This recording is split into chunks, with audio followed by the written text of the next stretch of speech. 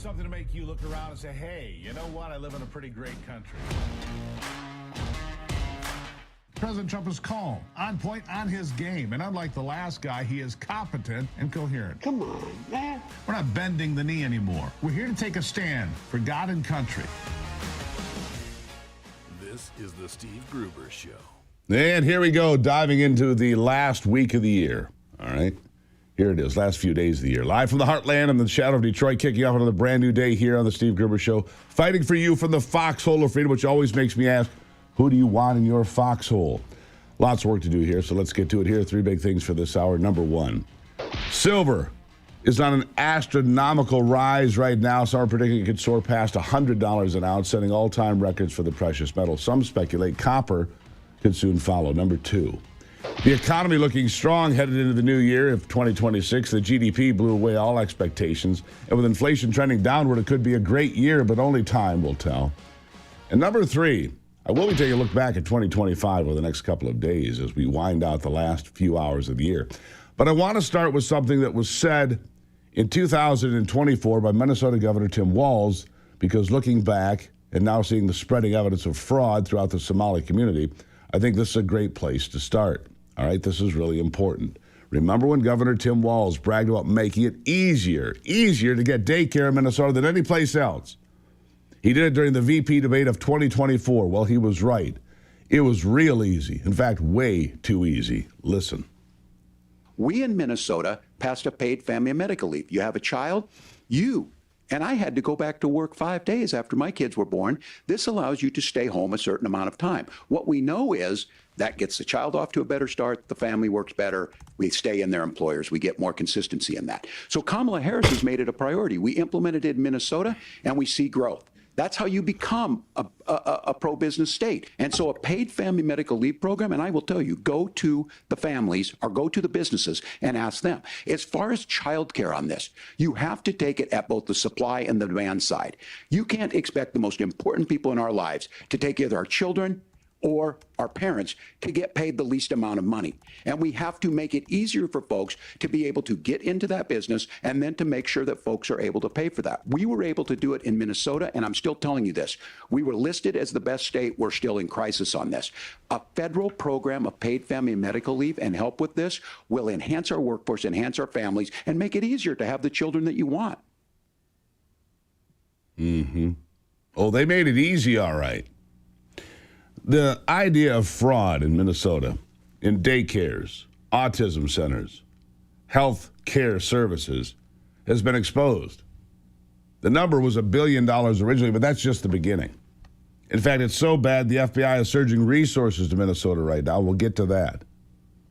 But then a young man, Nick Shirley, a YouTuber, 23 years old, took to the streets to check on several businesses that have taken millions upon millions in taxpayer dollars in Minnesota for things like daycare. The problem is he couldn't find any kids.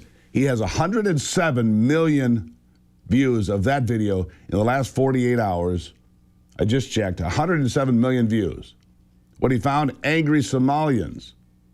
And I'm going to give you several cuts from this. It's nearly a half an hour video. Listen to this. Well, this is actually 2 daycares are registered here. One of them is Mako, which you see on this sign. The other one is Mini Child Care Center. And between the two of these child care centers, they're pulling in about $3 million a year. And there are no children. Every facility that you go to, the windows will be blocked out so you can't see in. There's nobody here. You won't see a single child at any of these facilities. There are indeed no windows. All the windows are blacked out right here. All right, let's go in. And the child care center is locked. Should we ring the doorbell? Try to get in, rang the doorbell. Nobody showed up. They're open 7 days a week, 7 a.m. to 10 p.m. it says here on their sign, yet there's absolutely nobody here. And this building here, right here, has generated millions of dollars, and it seems like business isn't even open right now, and it's a weekday. And if this was a daycare center, it wouldn't just be in some industrialized building. There would be maybe like a playground or something outside, or... There's no play area for the kids. So where are the kids? Where's anybody? How can there be nobody here? And it's like this every single day. I've never seen a single child here in 9 years, I've never seen a single child at this building. Never seen a single child. All right? The gentleman with him has done a tremendous amount of research. He's been sounding the alarm for years. Nobody paid any attention. And then Nick came along, a YouTuber with a pretty good following, by the way. He's not an unknown entity. He's blossoming.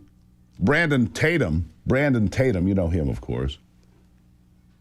He came along and said, look, if you're going to do this, you need security. They had armed security with them because they started getting followed by the Somalis and others.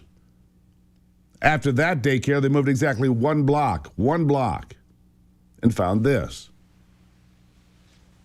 Block away, and this one's also generated nearly $3 million in the past 3 years. Let's see if there's any children. Let's see if any of the buildings are open. Here we go. All right, we've arrived to ABC Learning Center. All the windows are blacked out. Let's see if anybody is here. This door is locked. This facility is licensed for 40 children. 0 children. I've come by this place 100 times. I've never seen a child here, ever.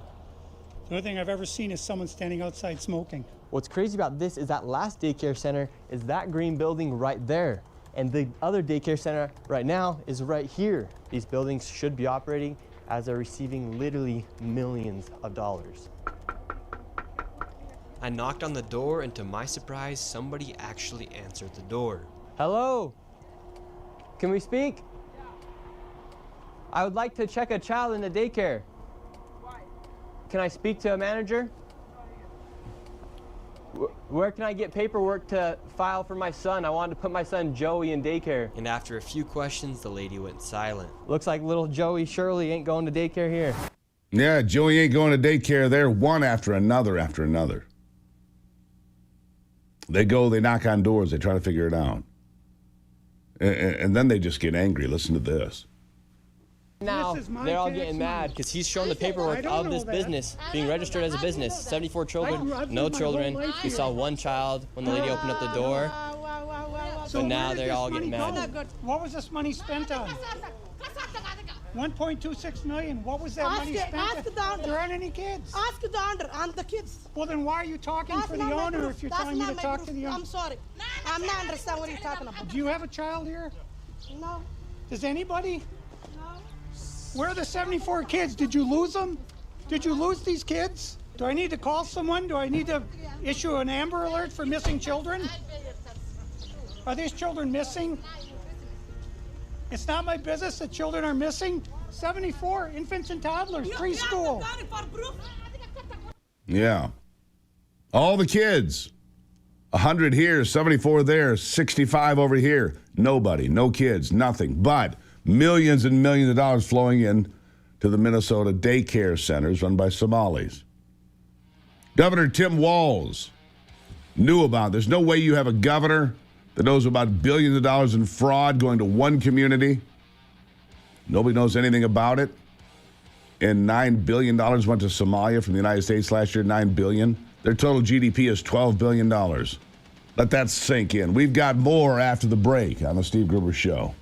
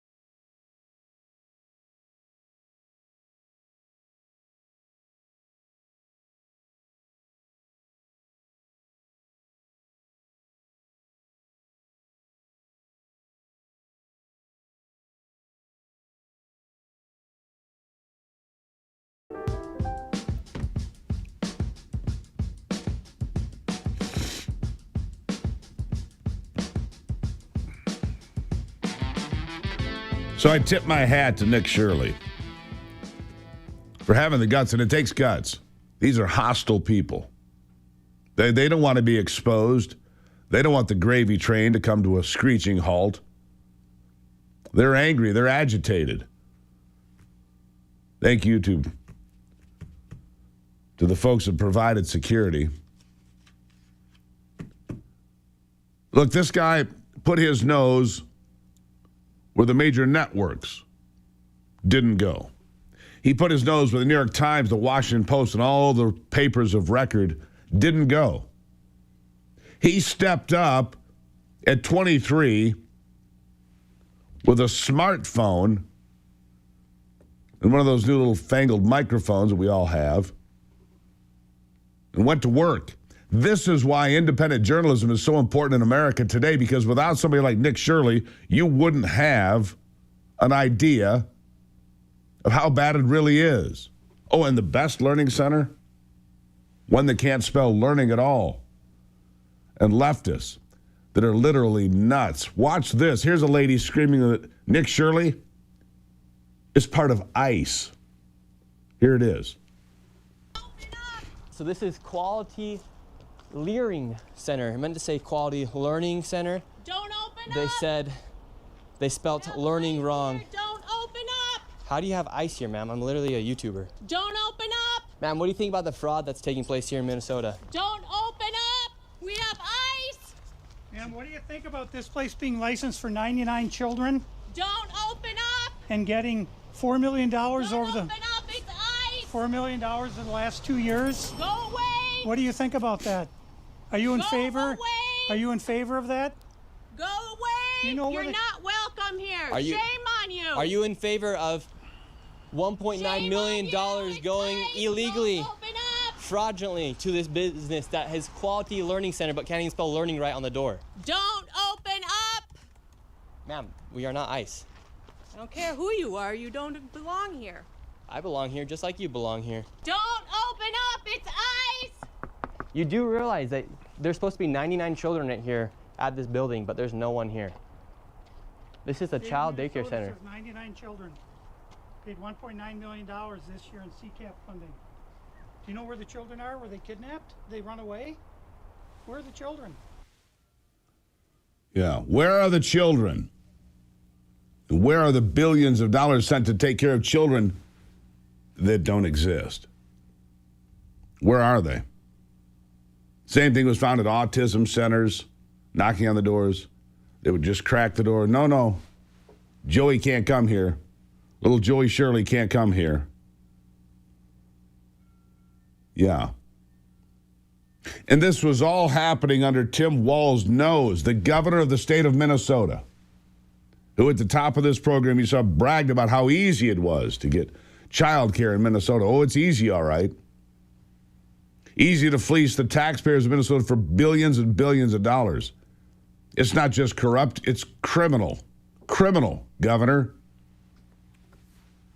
Well, that's why the FBI is surging resources there, raiding daycares now, seizing buildings. And it's not just daycare, like I said, but health companies of every description. One building he found had one after another, even multiple healthcare companies in the same offices. Same result. Nobody to be found, no healthcare to be found, just more questions. Here it is. Healthcare companies, loads of them right here. We want healthcare. Yes, we'd like to speak about getting healthcare here. No. Why can't I get healthcare here? No, wait. Warning, you are under video surveillance. No trespassing, security, armed. This is the strangest place I've ever been to get healthcare. Just a bunch of different places. Healthcare here, healthcare right here. Another healthcare company right here. There are 3 healthcare companies inside of this building right here in this room of 7C. Now we have another Helping Hands, Home Care LLC, another healthcare company, present help right here. We're looking for the best rates of healthcare here inside this building because we have so many options. Who can we talk to about getting the best healthcare? I don't know. No? Sorry. All right. We will not get any healthcare here. David, this is one of the stranger places I've ever been. Literally, healthcare every door you go to, yet nobody will give you a rate. Nobody will give you a rate. Nobody will give you an answer. Tip of the iceberg here, folks, because it's not just Minnesota. Similar stories coming out of the Somali community in the state of Maine and elsewhere now. And if this is happening at the state level in Minnesota or Maine or anywhere else, what's happening at the federal level? All that COVID money, all these others playing games with your money. Waste, fraud, and abuse, the Democrats try to protect it. They'll call this racist. You watch. Oh, it's racist. No, it's accountability. Where is our tax money being spent and on whom? Apparently nobody there in Minnesota. Congratulations to Nick Shirley for doing one hell of a job to expose what the networks apparently refuse or are incapable of doing. This is a remarkable story that will continue to spiral now. The FBI is on the job. The federal agencies are on the job. They're pulling back the curtain, and Tim Walz, not only should he be embarrassed enough to resign, he should be facing prosecution. And A.G. Ellison the same, the Attorney General the same in the state of Minnesota. It's time for accountability at the end of 25 and going into 26. This cannot stand. This has to be a case study for what is wrong with all the handouts that this country gives. The local level, the state level, the federal level. We're generous people. We've been taken for a ride. Governor Tim Walz, the poster child for fraud in America. And Nick Shirley, the face of new media. I'll take a break and be right back. It is the Steve Gruber Show.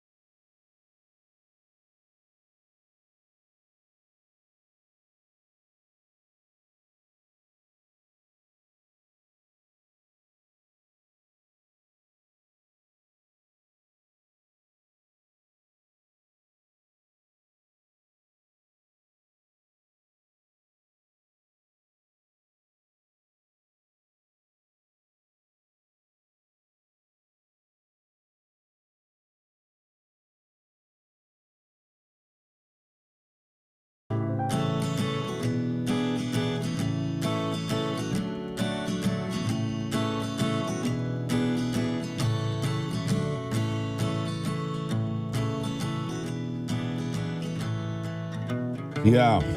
$1 billion was the first number put out there, $1 billion. Now that number is probably tens of billions of dollars. So here's the surge from the FBI. Feeding our future is the investigation. That was $250 million being siphoned off from food aid, not daycares, not autism centers, not healthcare companies, but food for hungry children and families being siphoned off and shipped to Somalia. It's not racism, it's not xenophobia, it's criminal. Be clear on what this is. It's criminal behavior. That case, by the way, 78 indictments, 57 convictions. Prosecutors also charging defendants in a separate plot, a plot to bribe a juror with $120,000 in cash. Your cash. Dear Minnesota, what the hell? We'll stay on top of it. We'll have more tomorrow, most likely. If you're tired of juggling powders, pills, and capsules, I get it. Longevity Wellness simplifies your routine with an all-in-one nutritional shake that supports joints, brain health, digestion, immune function. It tastes great. It really does. It's easy and built for real life. If you want this, go to longevitywellness.co. Use the promo code Gruber and get an exclusive listener discount.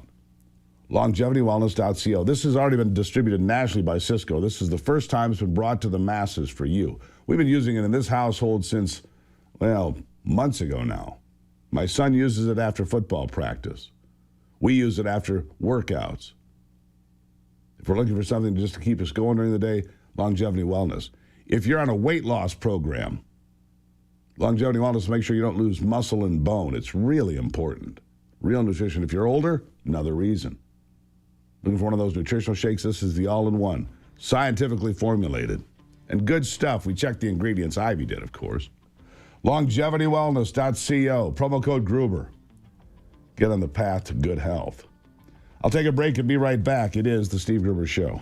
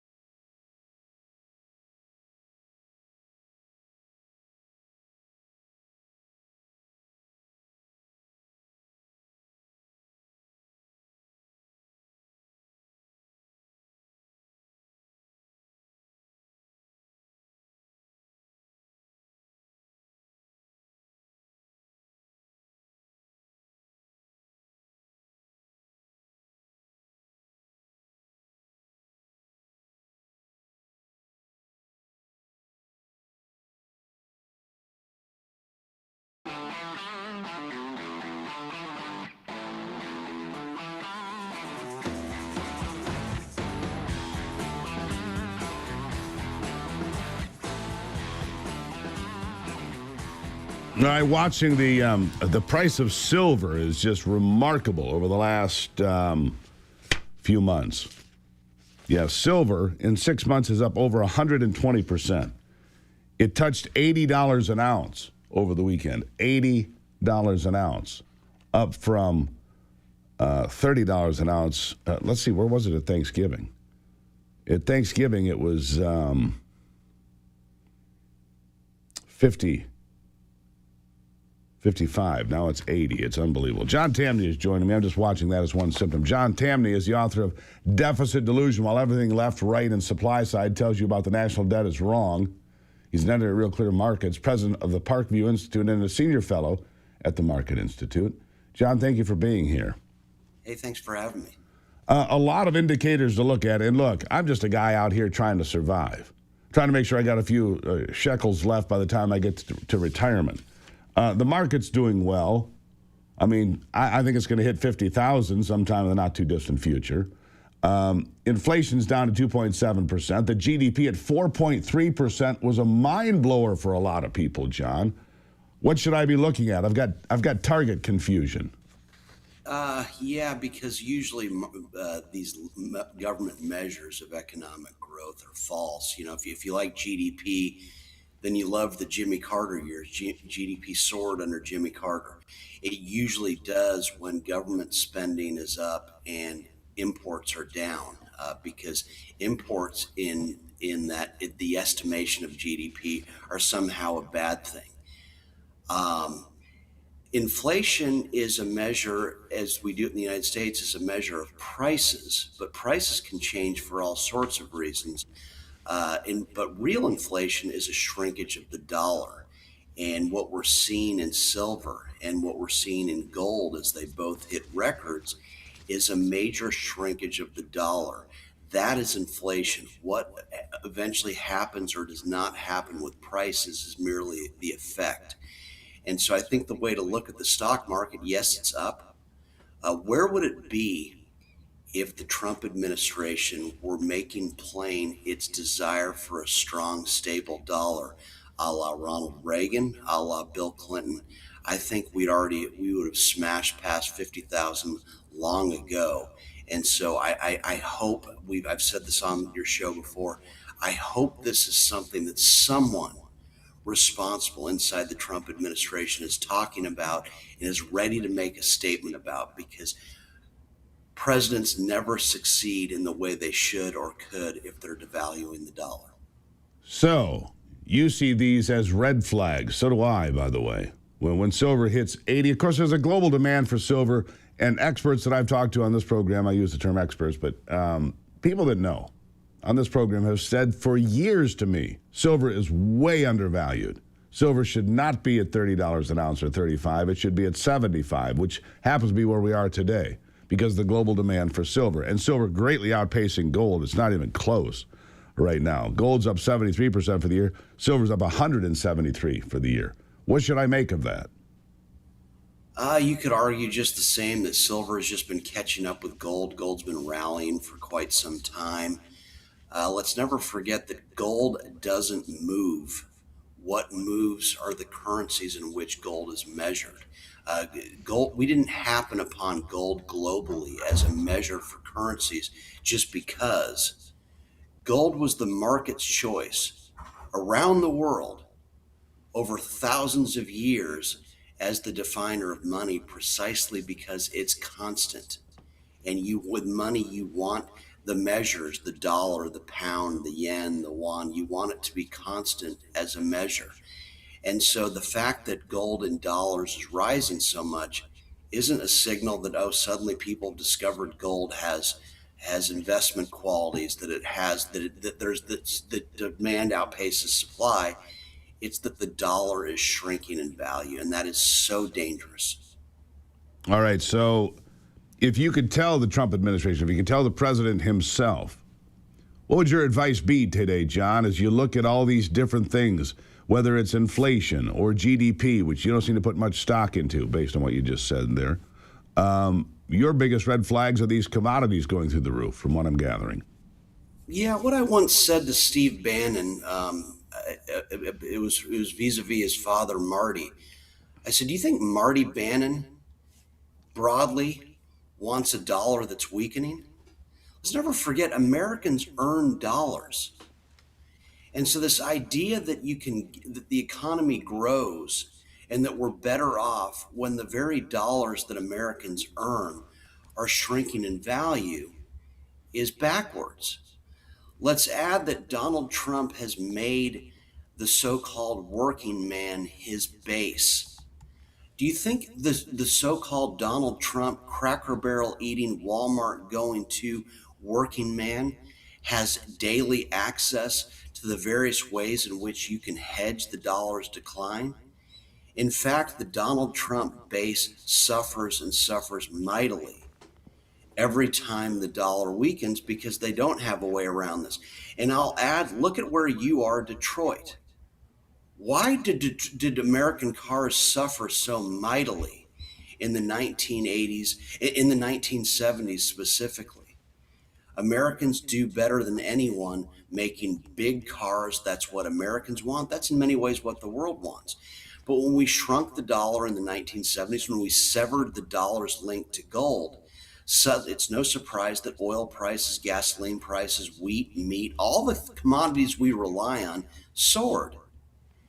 And this also wrecked the US car industry because the cars that it made were no longer relevant or needed by a buying public that was suddenly paying exponentially more for gasoline prices. This is not good for US manufacturing to be devaluing the dollar. In fact, it's the opposite of good. And I just think Trump is the one president that, if he would take this seriously, could truly transform economics. What was Reagan's one regret when he left office? He said, I fulfilled every promise. I did not get us back on a gold standard. Donald Trump could do this and do what Reagan didn't do. We got about 1 minute, John. How would that happen? Put us back on the gold standard. What would that mean? How would that happen? 60 seconds to you. It would be as simple as Scott Bessent saying, going forward, we define the dollar as, let's call it 1/1000th of an ounce of gold, 1/2500th of an ounce. Name your price. Go for dollar price stability. I'm sorry I went on so long there, but it's so No, it's good. Donald Trump could put us back on a gold standard between breakfast and lunch. The president has the power to do that. And we know this because, remember, it was President Nixon who did the reverse. He severed the dollar's link to gold. And that's why what presidents and Treasury secretaries say is taken so seriously by the markets. Right. Just as President Nixon took us off of the gold standard, Trump could put us back on. Think about the politics of this. I want every American to be comfortable about the dollars they earn, that they're not going to decline in value. Let's add that the experts, the economists, their heads would explode. Oh, I'm sure the Democrats' heads would explode and they'd use it as a campaign issue. John, you come back. Brilliant. You want to make this a campaign issue? Let's make this a campaign issue. Americans earn a stable dollar. This is the best politics I've ever heard of. It amazes me that neither side is taking this up. The last president to do it was Bill Clinton. Was very Gotta good on leave the it there, dollar. John. Good education, sir. Thank you. Thank you. We'll be right back.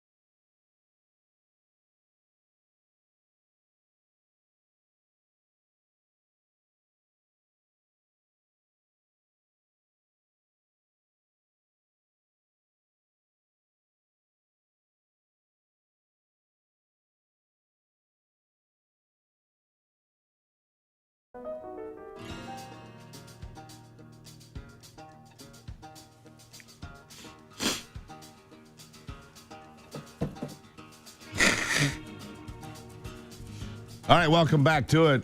As you know, if you've been following the program, on Friday I had a touch of laryngitis because I've been fighting this thing for a bit. My daughter got real sick, and Anthony, well, he's somewhere in the middle. He's not feeling great either. That time of the year, so I figured I better call a doctor onto the scene, get an official, professional opinion. Dr. James Thorpe, Chief of Maternal and Prenatal Health at the Wellness Company with me. Doctor, nice to see you this morning. Good morning and happy holidays. Merry Christmas. Happy New Year. Happy New Year. Now, you say one of the best things you can do is to fight this thing. The Wellness Company has these nasal sprays because the reservoir for virus is here in your upper nasal cavity. It's where it goes and makes little viri and virion. They replicate up there. And so if you cleanse that, and this is not new science, but it is getting perfected. And you can knock that viral load down and maybe don't be like Gruber today is what I'm saying. Make sure you use that stuff, right? That's right. We talk about a quademic or a tripledemic going around now. The best thing to do is prevention. An ounce of prevention is worth a ton of cure in that business. So these iodine or xylitol-based nasal and oral sprays, I use them twice a day, every day. And when I go to church or I go to a sporting activity or I fly on a plane, I use them multiple times. Once the infection is established, it's not really that helpful. The other thing, we have an immune enhancer. I think to be on that every day. And then if you're sick, really important, make sure your vitamin D levels, and you can test your own blood levels. Make sure they're up to the upper limits of normal, 80 or 90, not 30 or 40. Vitamin C, 2 grams a day. We offer that product as well, lysosomal, high quality. Zinc is very important. And if zinc is key, I think. I've done a lot of research and had a lot of people on this program over the years. Then I got to meet the Wellness Company and all you great doctors, and you said the same thing. Zinc is the key to jump-starting your immune system, isn't it? It actually allows the medications to get into the cell where they need to be. If you have an established sickness and you're not allergic and you don't want to go to the emergency room, then I think it's very reasonable to add hydroxychloroquine, 200 milligrams twice a day for a week, or to add the ivermectin. This could potentially be very helpful. If it gets worse, you add the azithromycin that's in the emergency medical kit. Listen, I've been watching this series. You should watch it, The Pit. It's all about emergency rooms in Pittsburgh. It's real life stuff. You go there and you wait 12 hours. People die in the waiting room. It's like this all over the country. You want to stay out of the emergency rooms and prevent this nonsense. By the way, this kit in my hand right here is from the Wellness Company. It's the first product we ever talked about when the Wellness Company and the Gruber Show became partners. It has all of those medications you just mentioned. And if I'm not mistaken, it also has the flu medication. My daughter got the flu. She was in a different position than I was. But all the medications you need, like Tamiflu, ivermectin, hydroxychloroquine, and a whole lot more right here in one kit that you can put on your shelf. You don't have to run out to the pharmacy. You don't have to call. Well, you might want to call your doctor and say, hey, what do you think I should use? Oh, you should use this. Well, good, because I've got it thanks to the Wellness Company right here in this kit. It's remarkable, isn't it? It is. I would also add the contagion kit, the emergency medical kit, the blue one, light blue one, and the contagion kit, the darker one. Very, very important. Both of them, the immune mist for your nose and your throat. Yeah, This there it is, the folks. way to stay out of the emergency room and the hospital. You don't want to go to an emergency Well, room. the thing about the emergency room is you go there sick, you come back sicker because you know what you pick up in that room. Good Lord, right? So we're talking about RSV. We're talking about COVID. We're talking about the flu. We're talking about upper respiratory issues, which I have. I'm not sick other than the fact that I've got something going on here. Now, other people get a lot sicker, but you want to avoid that. And who knows what you come home with, what kind of an infection or illness you come because you go hang around with a bunch of sick people, right? Right. Add to those three viruses the norovirus, which is the GI stuff. The whole key is keep your immune system healthy, eat good food, rest, take these immune enhancers. The wellness company provides one. I take one twice a day, and then use the nasal sprays prophylactically twice a day. And when you're Every out in day. crowd, There you go. every day. And when Dr. you're out in James crowd, Thorpe, greatly appreciate you. I should have talked to you a week ago for 10 days, but I appreciate you. Prevention, better than cure. That's for sure, doctor. Let's have a happy new year and a healthy one at that, my friend. thank you, Steve, and blessings to you and your Detroit and Michigan. Thank you so much. As he said, doctors have warned that this year's flu season is going to be a rough one. I've already seen it in my house. Now even mainstream media outlets reporting that a new, more virulent and severe flu strain is spreading across the United States. The kicker, the ineffective flu vaccine is less effective than ever. What the mainstream media won't tell you is that Dr. Peter McCullough and Dr. Thorpe and others warned about this weeks ago, and that's why I trust the wellness company's two-step approach. Number one, prevention through immune defense, nasal and throat sprays, like you just talked about, used daily to help support your body's first line of defense, right where viruses enter. And step two, early treatment through the Contagion Emergency Kit, physician-prescribed antiviral options so treatment can start early if you do get sick and you're not stuck in long lines shelling out big money at urgent care during the holidays. Get prepared right now. twc.health/Gruber. twc.health/Gruber. Use the promo code Gruber, save 10%. I'm going to start using those nasal sprays. I'm guilty. I didn't do it, but I'm doing it now, my friends, going forward. twc.health/Gruber. Promo code Gruber, save 10% right now. Don't be like me. Be healthy. I'll be back.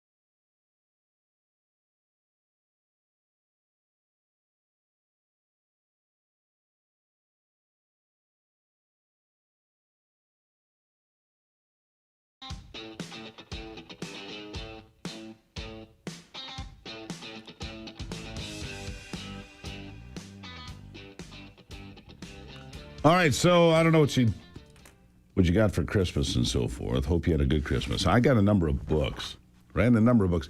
I got the new book, Confronting Evil by Bill O'Reilly. I've already read that one. That took not very long. Interesting book. People like Genghis Khan, Chairman Mao, and other evil people who murdered millions upon millions of people across the planet in search of power and lust. It's a great book. But the better book so far that I'm into, Charlie Kirk's last book, Stop in the Name of God, talking about the Sabbath and its biblical purpose and the order to the way the world works, the 7-day work week with a day of rest and so forth. You know, communist regimes have tried time and again to eliminate the 7-day week. It disrupts everything.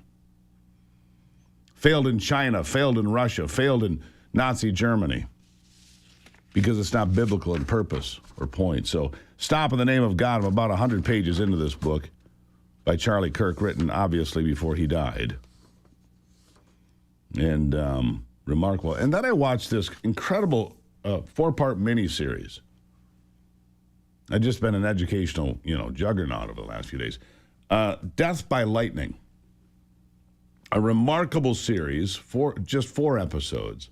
And it's about James Garfield, the 20th president of the United States, who was shot 4 months into his presidency by Charles Guiteau, a guy who had come from Illinois and Michigan in the Midwest, who thought that he deserved to be rewarded for his role in Garfield's election, but he was snubbed, and therefore on the 2nd of July, 1881, he shot the president. He lingered for 10 weeks. And in fact, he would have healed, except his doctor used unsanitary methods. He died of sepsis. The president did. He wouldn't have. But watching it, you realize that Garfield was an exceptional man. He'd been in Congress for 18 years. He was a reformer who I think would have been a really great president, but didn't have time to make that happen. Anyhow, all worth it. But Stop in the Name of God, my number one recommendation today, new book from Charlie Kirk. Read it. It is enlightening. I'll take a break. We've got another hour of the program coming up here on Real America's Voice and across the MTN networks, plus live on YouTube, of course. I'll be back.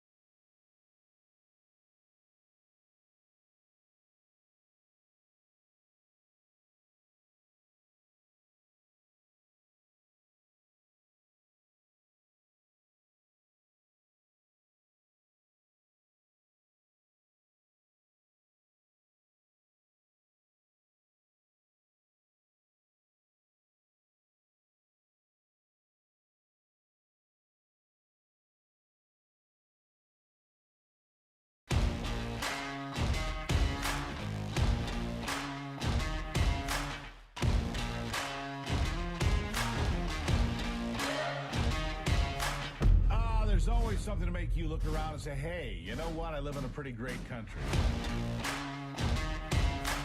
President Trump is calm, on point, on his game, and unlike the last guy, he is competent and coherent. Come on, man. We're not bending the knee anymore. We're here to take a stand for God and country. This is the Steve Gruber Show. And welcome to it. Glad to have you on board as we wind out the last couple of days of 2025. Interesting year, to say the least. The first year of Donald Trump's second term in office. Three big things to cover this hour. Number one, in the wake of all that fraud being exposed in Minnesota, the FBI, at the direction of Kash Patel, surging resources there.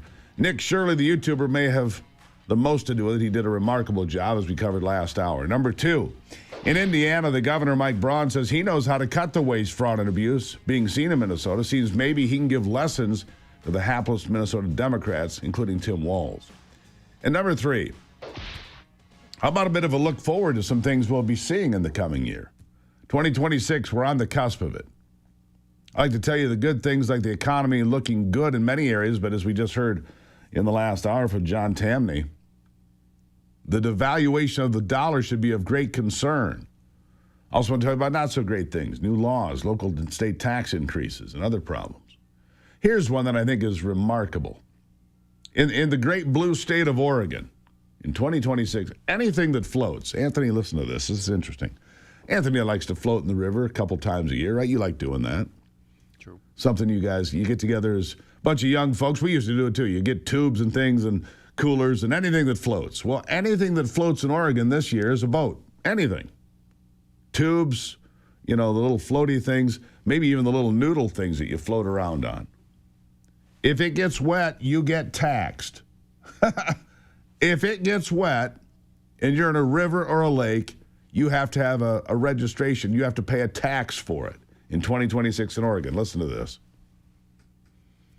So I live in Oregon, and I lived on the Umpqua River, and we float the river every year in kayaks and paddle boards and inner tubes, fun stuff like that. And I found out yesterday they are going to be counting inner tubes that are tied together. If you have two inner tubes that you tie together with a rope, they're going to count that as a boat.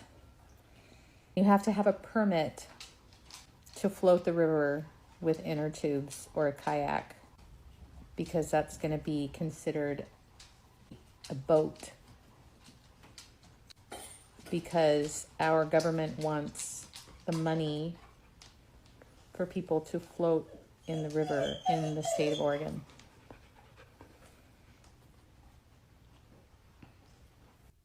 Yep. If it floats, you have to have, look, I get it. In Michigan, our boat has a registration deal on it, right? They're good for 2 or 3 years, whatever they are. And, you have to have your boat and register with the state and so forth. It's just a way to tax you on the water. But in this particular case, you got an inner tube. You got you're floating little ducky in the water. You got a big old yellow ducky you're floating in the water. It has to have a sticker on it to say that you've paid your tax. What is wrong with these people? They'll tax any damn thing. Anything. I think it's outrageous. In Europe, coming in 2026, more crackdowns on free speech. And if you don't think it's coming here, you're not paying attention. In Europe, by the way, it's illegal to insult anyone in public. And the punishment of posting online, even worse. You post something on Facebook or X or whatever it might be. Or if you repost, you just retweet. It's a crime as well. And the prosecutors are joyful about this. Even Far Left 60 Minutes put it all on the record. It is truly frightening. Listen to this. It's illegal to display Nazi symbolism, a swastika, or deny the Holocaust. That's clear. Is it a crime to insult somebody in public? Yes. Yes, it is. And it's a crime to insult them online as well? Yes. The fine could be even higher if you insult someone in the internet. Why? Because in internet, it stays there. If we are talking here face to face, you insult me, I insult you, okay, finish. But if you're in the internet, if I insult you or a politician... That sticks around forever. Yeah. The prosecutors explain German law also prohibits the spread of malicious gossip, violent threats, and fake quotes. If somebody posts something that's not true, and then somebody else reposts it or likes it, are they committing a crime?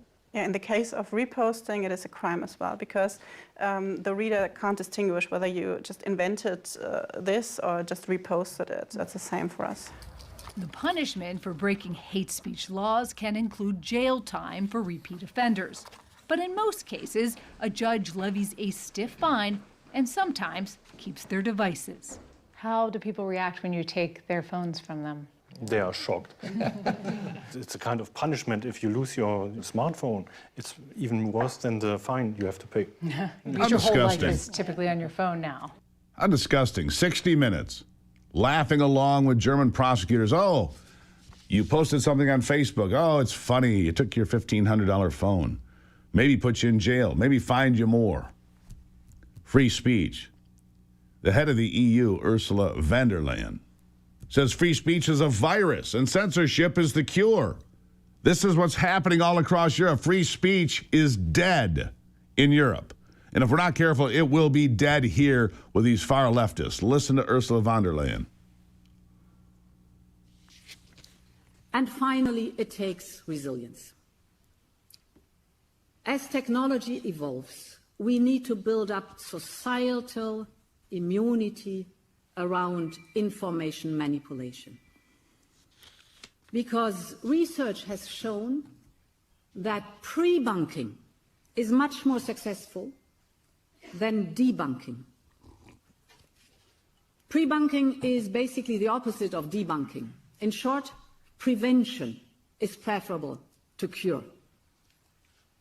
Perhaps if you think of information manipulation as a virus, instead of treating an infection once it has taken hold, that is debunking. It is much better to vaccinate so that the body is inoculated. Pre-bunking is the same approach. Because disinformation relies on people passing it on to others.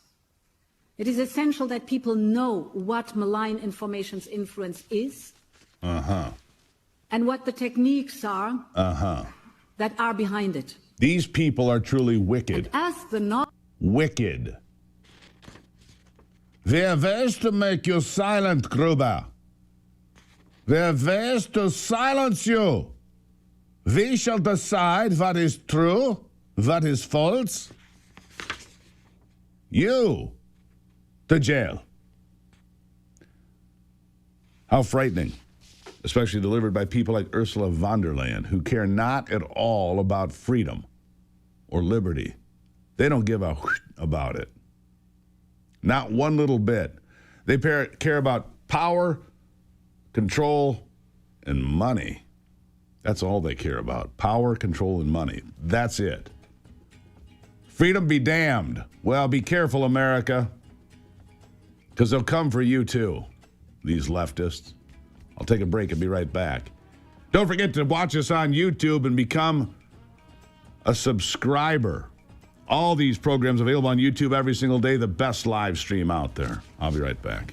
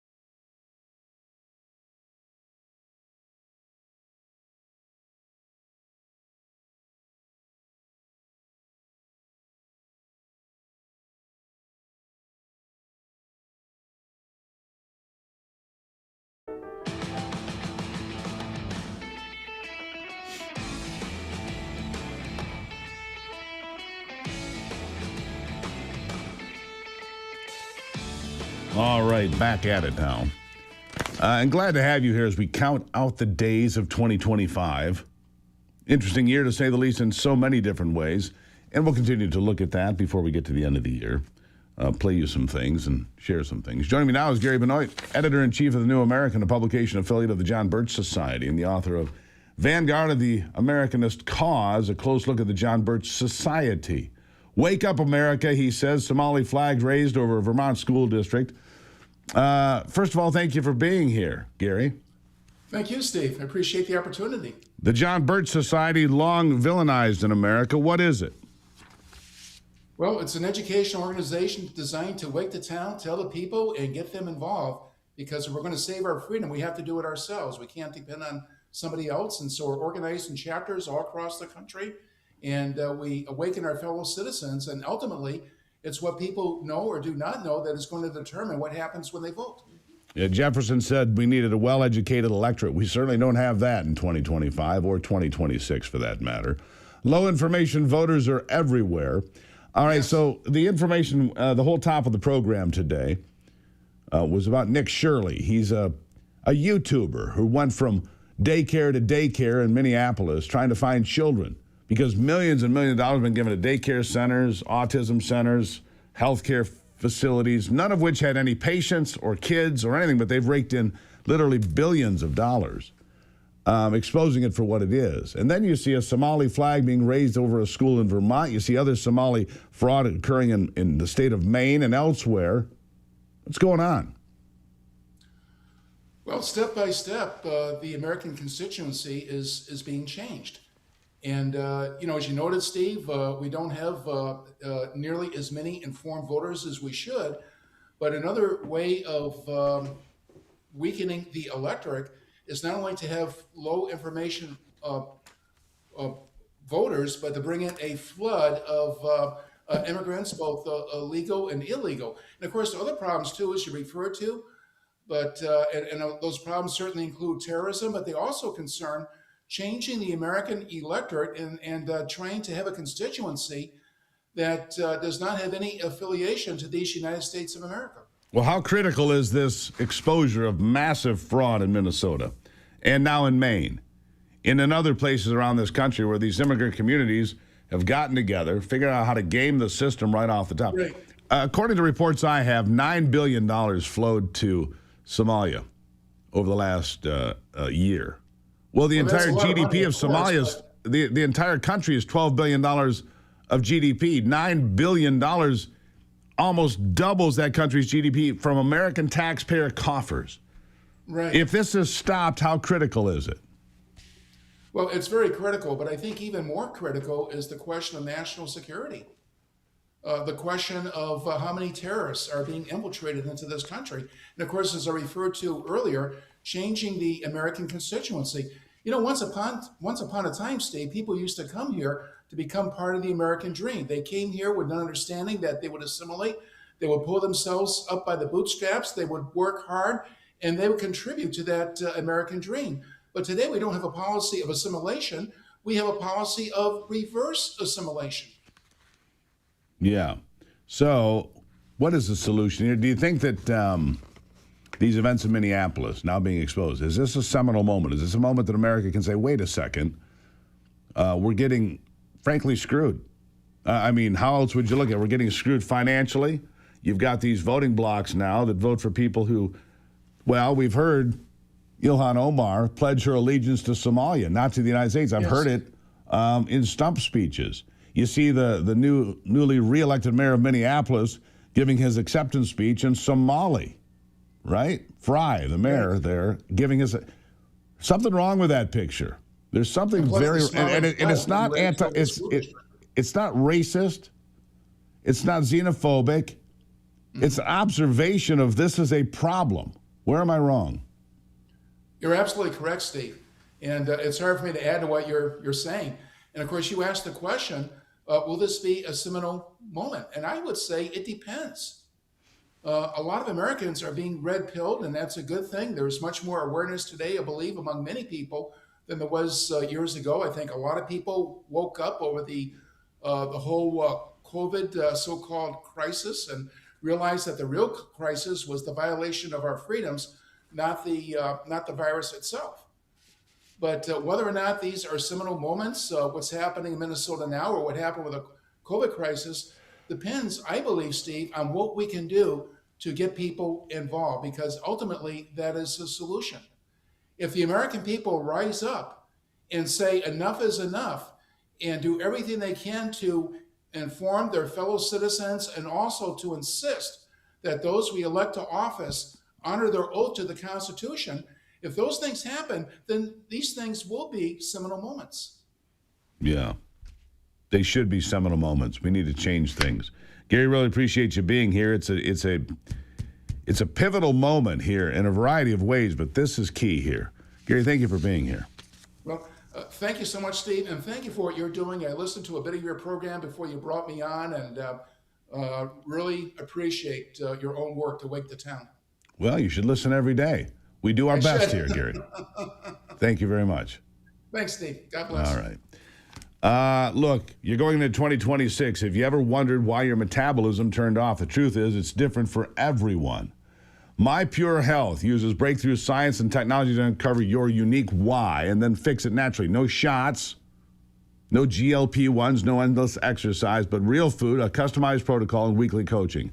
Men lose up to 50 pounds in 40 days. Ladies up to 32 pounds. And the best part, they don't just help you lose it, they keep you in good shape going forward. Book your free consultation today. See how simple it really is. I did it in 2018.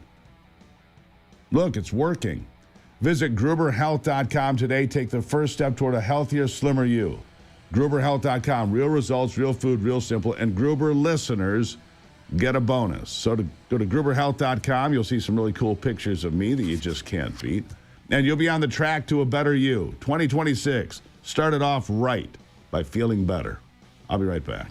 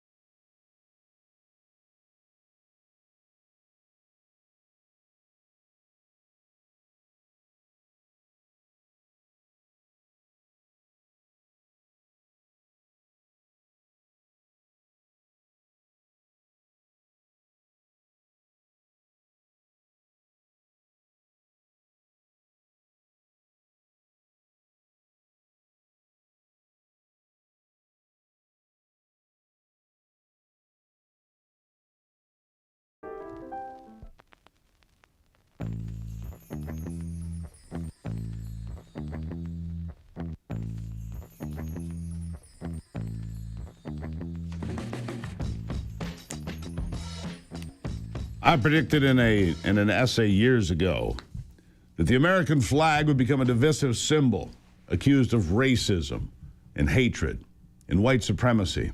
I wrote that more than a decade ago. Things that would be gone in 50 years. I was so close and so right on so many things. Same things happening in the UK now, in England, in Northern Ireland, in Wales, where they're flying things like the Palestinian flag in certain places.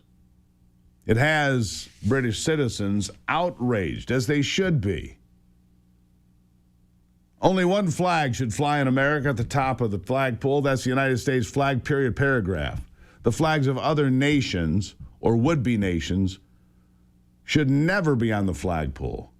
I mean, sure, if you've got the Prime Minister of Canada here, you put American flag and Canadian flags behind the podium. I understand that.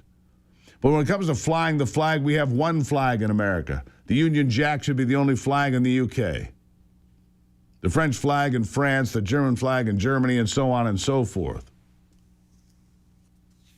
By the way, did you see that the Trump-backed candidate stormed to victory in Honduras, another country, rejecting socialism, rejecting communism, rejecting wokeism and DEI and all that other nonsense. There is a movement afoot here, and it's an important one. It really is, as we move forward. This part of the program brought to you by my friends at PuroClean. PuroClean's a great company, cleans up after the worst happens. It's a restoration company. And they have a veterans initiative called PuroVet, restoring property and restoring purpose to veterans. They put veterans at the front of the line to get a franchise. There are more than 500 PuroClean franchises in America. If you're a veteran or know somebody that is, they could be the next ones. They cut the cost of becoming a franchisee. They put you to the front of the line. They give you other benefits because they care about veterans. You can find out more at 855-PUROVET or purovet.com. Helping American veterans become prosperous and owning their own companies and having purpose. It's a great program. 855-PUROVET, purovet.com. This is the Steve Gruber Show. And remember, YouTube, a great platform to follow every day. Subscribe today.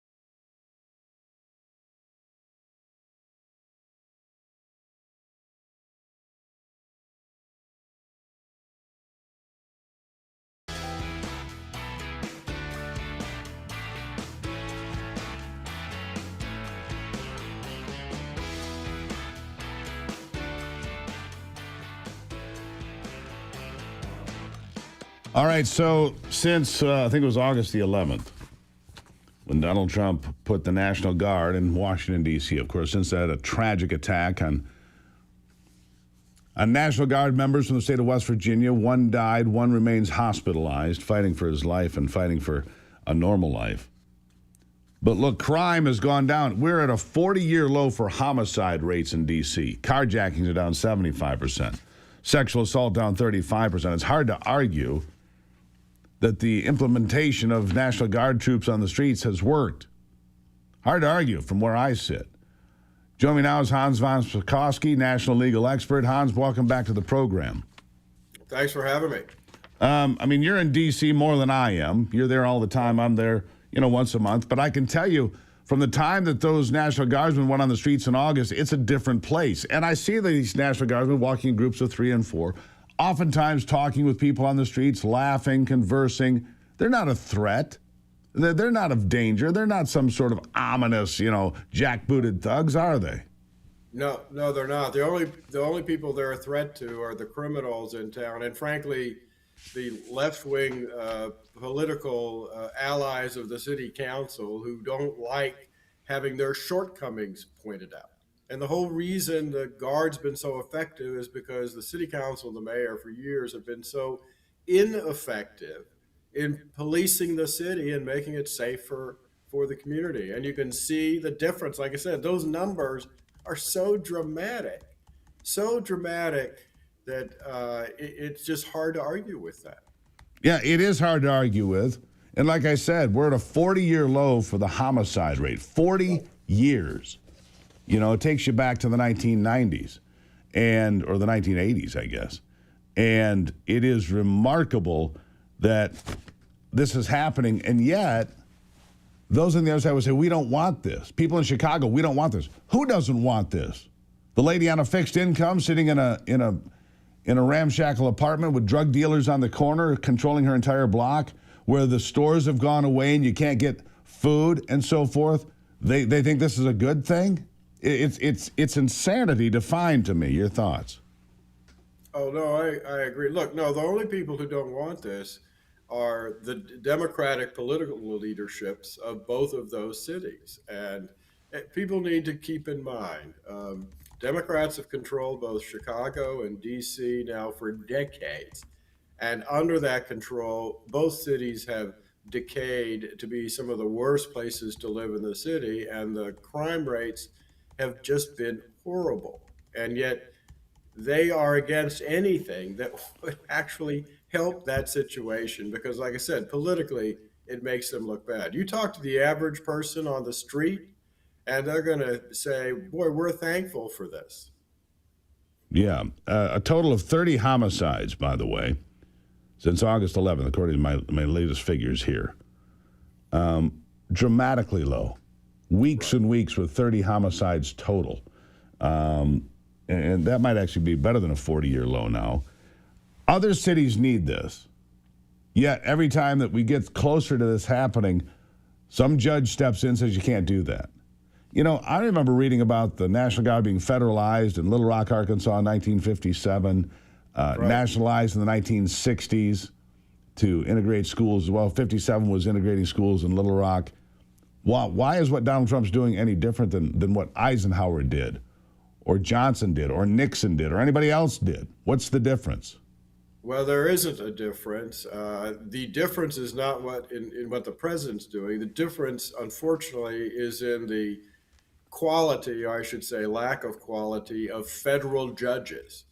Almost all of these decisions, most of them anyway, are coming from federal judges who were put in during the Obama and Biden administrations. And unfortunately, they nominated and got confirmed by the Senate the most radical left-wing ideologues to sit on the federal bench in the entire history of the United States. And many of them aren't following the law. In fact, they're going out of their way to basically use the courts as a political weapon against the president, who none of them voted for or support. Yeah. By the way, it would reflect Washington, D.C., and I just did the numbers here again, 78 homicides annualized. I mean, that takes you back decades. There hasn't been a year there's just been 78 homicides. That's taking the number of homicides from August 11th through today, 30, and annualizing it. I mean, it's a success story that you cannot argue with. But every time Donald Trump does something good, seals the border, reduces crime in D.C., offers the same for Memphis or New Orleans, cities that were inviting him in with the National Guard, you've seen dramatic improvement, and yet the Democrats attack every step of the way. And the next thing the Democrats are going to do is, look, there's no question. You saw this 4.3% GDP come out. Pretty remarkable number, actually. So the Democrats are going to try to shut the government down again in 30 days. I don't think there's any doubt about that, is it? Because it's the only way they want to try to figure out how to hurt Trump any way they can. They hate him so much they don't care if the American middle class gets further crushed. They don't care as long as they can attack Trump. Am I wrong?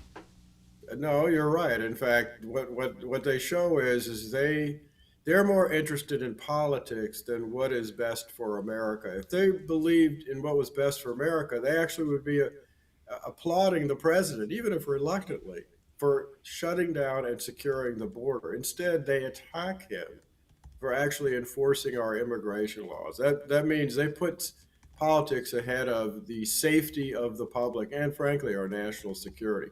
That's a very bad statement about that political party. Yeah. They're in real trouble, 18% support. I mean, even CNN had to admit that the Democrats are wildly unpopular. And then you've got these, look what's happening in Minnesota. Real obvious that billions of dollars have gone out. Right. Nick Shirley did this remarkable video. It's got 100 million plus views now, going from daycare to daycare where there are no kids, yet this one got 1 million, this one got 2 million, this one got 3 million. I don't know if you've seen the video yet. It's out. It's the hottest thing on the internet. We talked about it at the top of the last hour. It's remarkable work. The New York Times isn't talking about it. The Washington Post isn't talking about it. The only network I've seen even mention it is Fox News. And this one, of course. This one, because we tell the truth here. But the big outlets are ignoring it, Hans. They don't want to know the truth that Tim Walz is a disaster. The fraud inside the Somali community. And that's not xenophobic. That's not racist. That is what's happening. That's an observation. I'll give you the last word. Yeah, just remember, this may be the largest criminal fraud ever perpetrated against both the federal and state governments to steal taxpayer money. And by the way, it's not isolated to Minnesota. The Somali community in Maine being exposed for the same practices as we speak. This is happening all over the country. Last word to you. This is a very, very serious issue and just another reason why the size of the federal government and the amount of taxpayer money it spends has got to be reduced. It's got to be. Hans, nice to see you. If I don't see you again here for a bit, well, have a great new year. We'll talk, I'm sure. We will. Thanks a lot. There you have it, Hans von Spakovsky. I can't find a year below 80 homicides. Not in years. 2012 had 90. Below 80, we're at 78 annualized right now. All right, I'll take a break and be right back. It is the Steve Gruber Show.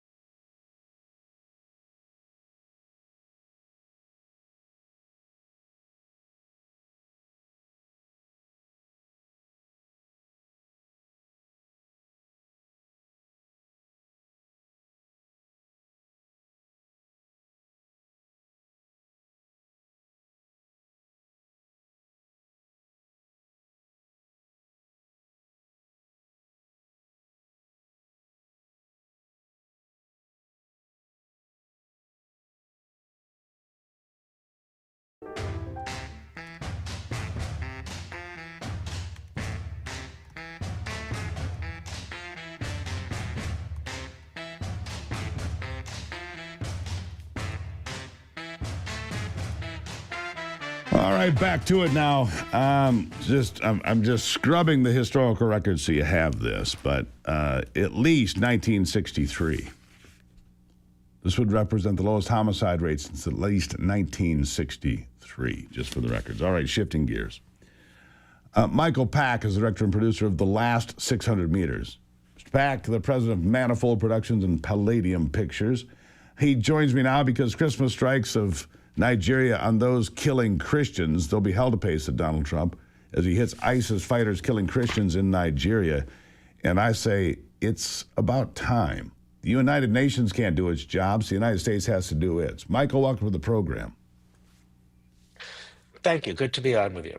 My concern is this, though. Yes, Christians are being persecuted. There's a genocide underway in Nigeria, but it's not the only place. What about Lebanon? What about other places in the world where Christians are being persecuted? The most persecuted religion in the world is Christians. And that's true abroad. It's also true here in America, I think, where Christians are routinely maligned, ridiculed, and sometimes attacked. The Mormon Church in Michigan, not far from where I'm sitting, was attacked here just a few weeks ago, as an example. Your thoughts? I think it's really a great problem. I'm Jewish, but I am happy to see President Trump bringing back Christmas and using the word Christmas instead of holidays. This is Christmas, or was Christmas. I think, yes, Christians are persecuted. Actually, Jews are persecuted. There's a lot of religious persecution. I think religion as a whole has been attacked and devalued for a very long time. And I think Donald Trump is very focused on that issue. As far as the attacks on ISIS, I think that's very consistent with what Trump has been doing in the first administration. And a lot of people mistake him for isolationists. There are neo-isolationists in the Republican Party. He is not one of them. As you said, we just came up with the last 600 meters. I came out with it. The last 600 meters, the battles of Fallujah and Najaf, about the biggest battles America fought since Vietnam. But that film was a warning of what could happen if you're involved in a endless land war without a particularly clear end goal. And I recommend your viewers watch it. It's on Amazon. But I think Donald Trump is very focused also on not getting involved in that kind of war. And so far, he's been very successful in limited targeted attacks that have made a difference. We also have a film coming out about the withdrawal from Afghanistan, which you may remember ended with an attack by ISIS that killed 13 Americans, as well as hundreds of Afghanis. And there was not hell to pay for that. So I think he is right to be doing this. I think there are risks involved, and you are quite right that it's part of a broader persecution of Christians especially, but Jews too, and religious people all over the world. But it seems that Christian and Jewish targets are the most frequent, without question. The most frequent targets. I mean, it's not even a close call, honestly. And yet, that's right. Those on the left would have you believe that somehow it's Christians, it's white Christian men that are the big danger in this world. What a fallacy that is. What would you say? I think it's really a part of an attack on Western civilization, and the Judeo-Christian tradition is a key pillar of Western civilization. I think that's the broader attack. And the symbols of it are, as Iran likes to say, the little Satan, Israel, and the great Satan, America. And I think it is a very fundamental attack, and it is a good thing to take a stand against it. What about, as I had a guest on this program last week, and I said, well, what's wrong with Lebanon? Why are we not protecting Lebanon? They've gone from being majority Christian nation to just 40% now. And he said, frankly, and this is a sad thing, Michael, Lebanon has nothing to offer. Nigeria has natural resources the United States needs. Lebanon has nothing to offer. Is that a sad commentary or what? It is, and I like to think that if there was an actual new provocation in Lebanon, President Trump would act. But your guest is right. They've cleared Lebanon of its Christian population. One of my son's friend's father had been a Christian missionary in Lebanon, and he had been there for many years, and he was forced to evacuate, like many such people. And I think that Donald Trump would I like to think Donald Trump would respond to provocations in Lebanon against Christians too. Let's see what happens the next time something happens in the world. I don't want to think it's only about the oil, but we'll But see. I mean, look sadly, at the that's the attack way on the world works, Michael. That's the way the world works.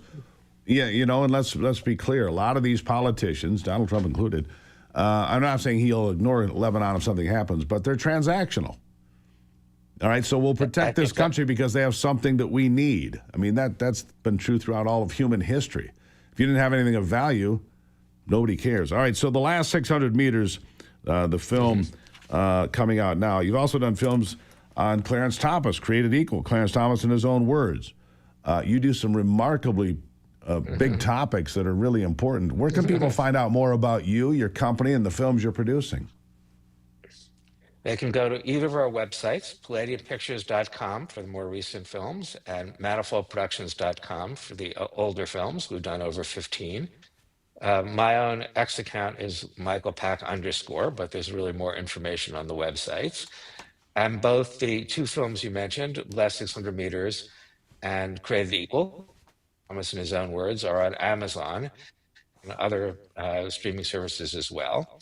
I think the holidays are a good time to think about our past and our recent past as well as our distant past, and I think our films are a great window into that. Palladium Films. Michael Pack, The Last 600 Meters. I'll be sure to watch it, and then next time we speak, I'll give you some feedback. Thank you, sir. That'd be great.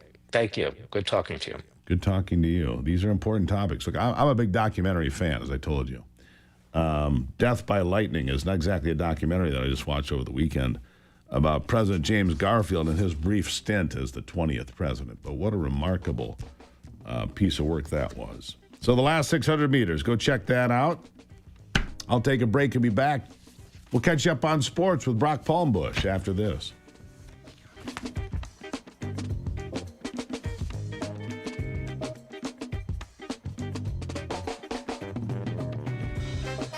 You ever find yourself...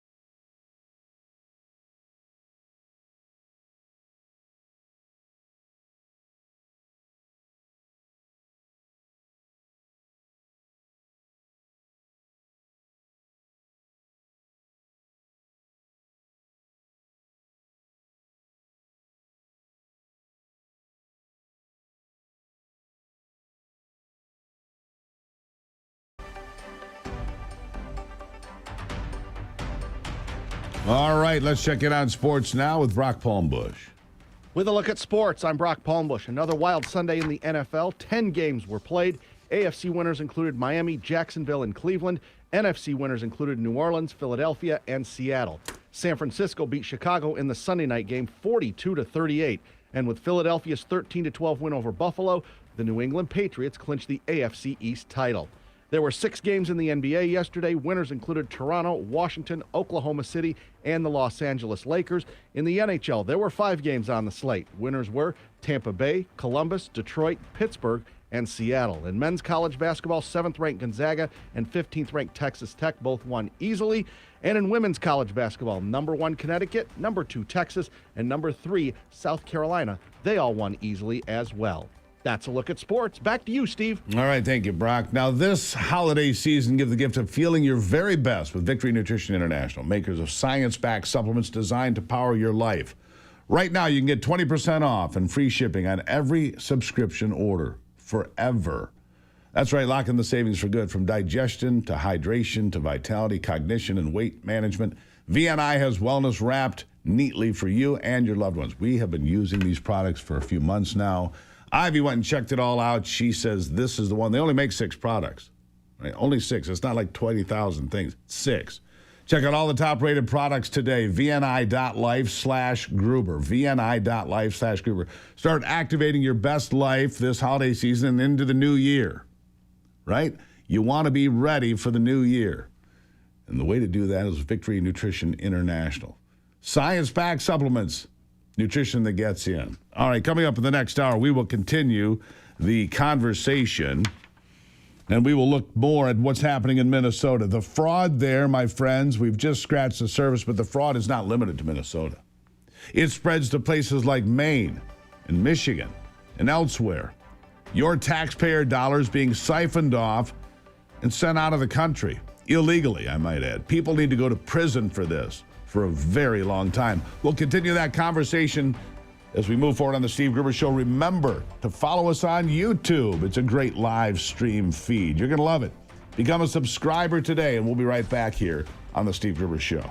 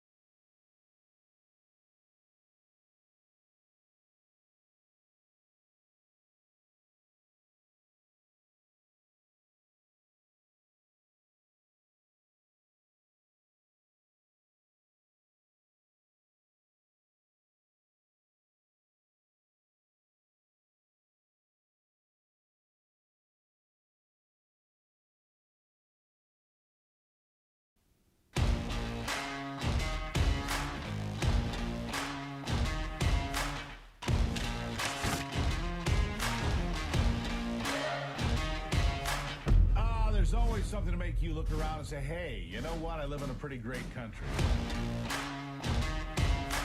President Trump is calm, on point, on his game, and unlike the last guy, he is competent and coherent. Come on, man. We're not bending the knee anymore. We're here to take a stand for God and country. This is the Steve Gruber Show. And welcome to it as we kick off another big hour here from the foxhole of freedom, fighting for you every single day. As you go into 2026, who do you want in your foxhole? Who do you want fighting next to you to make America first, to make America strong, to make America proud? Really important stuff. Here are three big things you need to know this hour. Number one, President Trump to meet with Benjamin Netanyahu today at Mar-a-Lago, a day after meeting with Zelensky there. Number two, Michigan Wolverines have hired a football coach, Kyle Whittingham, from the University of Utah. And number three, this fraud in Minnesota. This fraud in Minnesota is really quite something, isn't it? I mean, it seems to get worse and worse and worse. And look, Nick Shirley is to be applauded. This is why new media matters. Because you have people out there with cameras and microphones willing to ask questions and knock on doors. If you missed it at the top of the program today, or if you haven't seen it, Nick Shirley has 110 million views and counting. Going to daycares, autism centers, healthcare facilities, knocking on doors, trying to figure out where everybody is. These are facilities that are making tens of millions, totaling billions of dollars in taxpayer funds from the state of Minnesota, from the federal government, from others. Daycares licensed for 100 kids have nobody. Autism centers licensed for dozens of kids, nobody. Healthcare companies, alleged healthcare companies, nobody's there. Just lots of names listed on a door, but nobody actually there. This has gone on for years. And there's no way I can possibly swallow the idea that Tim Walz and Ellison, the Attorney General of Minnesota, didn't know about these things. There have been whistleblowers going on for years. In fact, they had to move to protect whistleblowers in Minnesota because the Democrats were going after them. Oh, it's racist. It's xenophobic. You're going after the Somalian community. No, the Somalian community is fleecing the hell out of the state of Minnesota and the federal government and you, the taxpayer. And it's not just Minnesota, it's also the state of Maine and elsewhere. It's going on every single day. Well, the FBI is surging equipment there now. But in Minnesota, the fraud is rampant. It's just the tip of the iceberg. Here's more. Listen. Here in Minnesota, massive fraud is taking place within the government and the Somali population. Here, this building alone, Quality Learning Center, is a daycare, yet they spelled learning wrong, and they said leering. This daycare alone in 2025 has received $1.9 million from the government. And the strange things about these child care centers is there's no one here right now. It's midday on a weekday. And if you were to try to go inside, it's completely closed and the windows are all blacked out. No one's working, midday. Children should be in here. And this place is licensed for 99 children. And this is the outside. There's no windows, no nothing. And like I said, they literally spelled the word wrong on their sign. This is open and blatant fraud taking place here inside of Minnesota. The government is complicit with this, and this is just one of the hundreds of child daycare centers here inside of Minneapolis being ran by the Somali population. It's sad that it's happening here in Minnesota, and it stinks that it's happening and it's being labeled on the Somali population. However, that's just the facts of what's happening here inside of Minnesota. $1.9 million for this daycare center that can't even spell learning right. That's Nick Shirley right there. If there's an award, there should be. If there's not, I don't know of any award for new media people that do good work, uncover fraud or big stories. The New York Times, not covering this. The Washington Post, not covering this. CBS, NBC, ABC, CNN, not covering this. Why not? Why not? Why are they not covering this? This should be top of the fold as it is. Fox News is covering it. I'm covering it. Other streamers, influencers, and so forth are covering it, but not the mainstream people. Where is the New York Times? Where is the Washington Post? Where is CBS News? Where is 60 Minutes, the once relevant news magazine? Nowhere to be found. But Nick Shirley is. I applaud him. I applaud him for doing the work that nobody else seems capable of doing. He's 23 years old, he's got a cell phone, and he's done more work to uncover fraud in Minnesota than all the rest of the major networks combined. Combined. Tim Walz pushing back, by the way, on the Minnesota fraud allegations. He says, they've been trying real hard to get stuff under control, trying to crack down on fraud real hard. So hard that they've lost billions of taxpayer dollars. That's how hard Tim Walz has worked. He will not get reelected. He shouldn't even run. He should resign in disgrace, is what Tim Walz should do. Mike Braun, the governor of Indiana, says he's figured out how to clean up this fraud and this mess. Maybe Tim Walz should give him a call and say, hey, Governor, how do I make it work here in Minnesota? It's too late. You should still resign in disgrace, but maybe you should put the place back on track before you walk out. Right.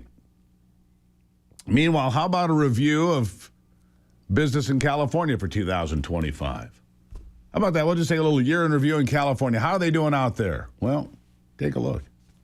Comes in and basically starts the dumbest trade war in the history of this country. This is go back one. Wait, two. Chevron has left California. Valero is leaving California in April of 26. Phillips 66 is leaving at the end of this year, 2025, December 2025.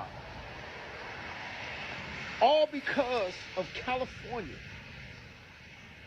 Tax laws, business laws, regulations, all because of this fake environmental mess trying to save birds and fish that don't nobody give a damn about, that you don't even know about, trying to save the environment.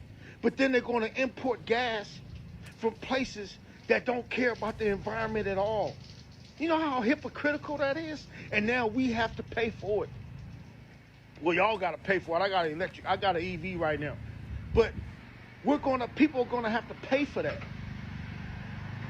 Because they have made it so hard for these oil companies to operate in California that they're leaving for greener pastures, such as Texas. When are people going to wake up? All that overly taxed, over-regulate, all this old hippie-ass rainbow liberal bullshit has got people fucked up in California. Whoa! Hit that button. Hard to live. Sorry about that. That's my fault. That's me. Hope you caught that, Brock. I did. Attaboy. Brock's always on his toes. Hey, a little fired up, though. All those companies are leaving. California's a mess. You can't blame the guy for getting fired up and excited and using some expletives. My fault for not catching it. Oh, but thankfully I've got Brock Palmbush, superstar, with a fielding mitt. Anyhow, what a mess. California's a disaster. And that guy, Newsom, wants to be your next president. What a joke. What an absolute joke. Right. At any rate. We'll take a break when we come back. Let's see. We're going to have State Representative James DeSena. The Doge Task Force in Michigan. Great idea. We need to save money here as well. I'll be right back.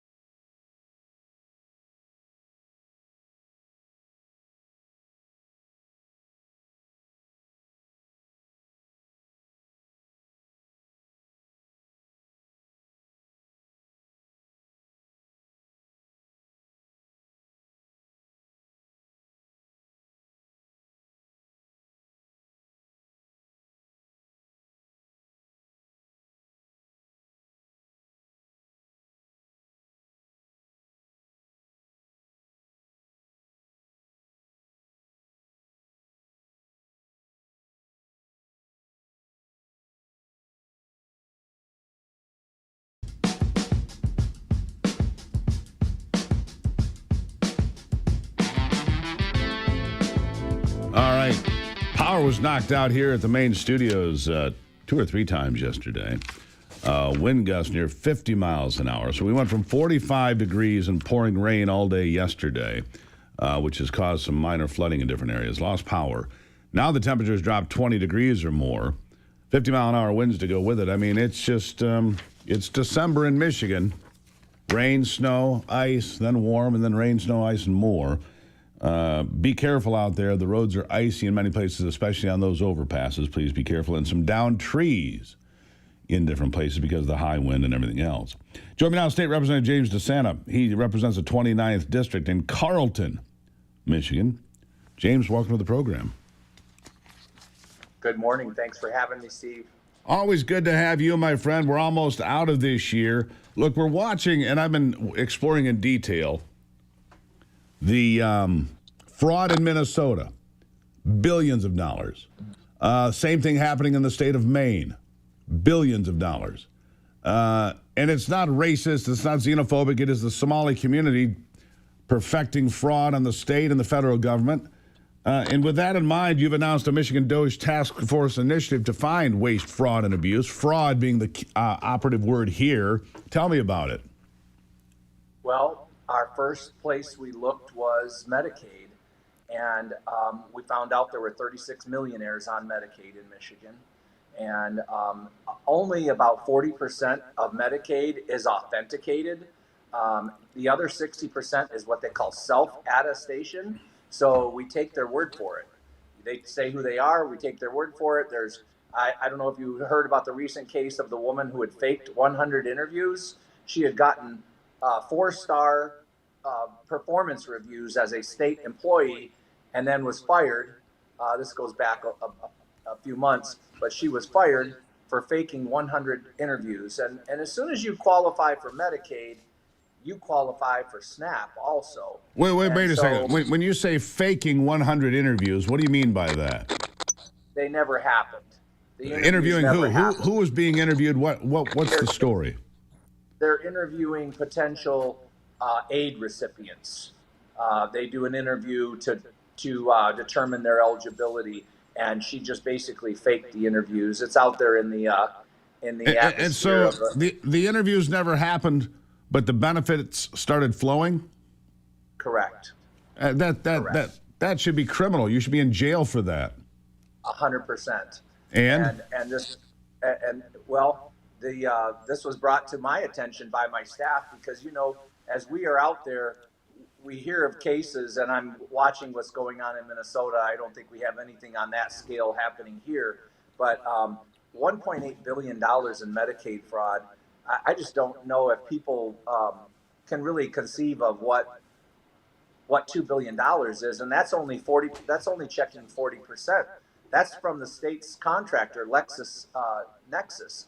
So it's likely double that number. So here we are telling the state of Michigan, the residents of the state of Michigan, we don't have enough money to give you a property tax cut, and yet we've got $4 billion, potentially $4 billion in Medicaid fraud. And we've got fraud, as you know, in our economic development department, lots of it. And some of it's being investigated. I'm not sure why the Attorney General has not come up with charges on the MEDC and their award of $20 million to Faye Baydoun in that case. So it's across the board. It's in more than just Medicaid and SNAP. It's in other departments. And it seems like they're playing out of the same playbook, Steve. They know where the money is. They know how to get it. And it's massive amounts of money. When we have an $86.4 billion budget,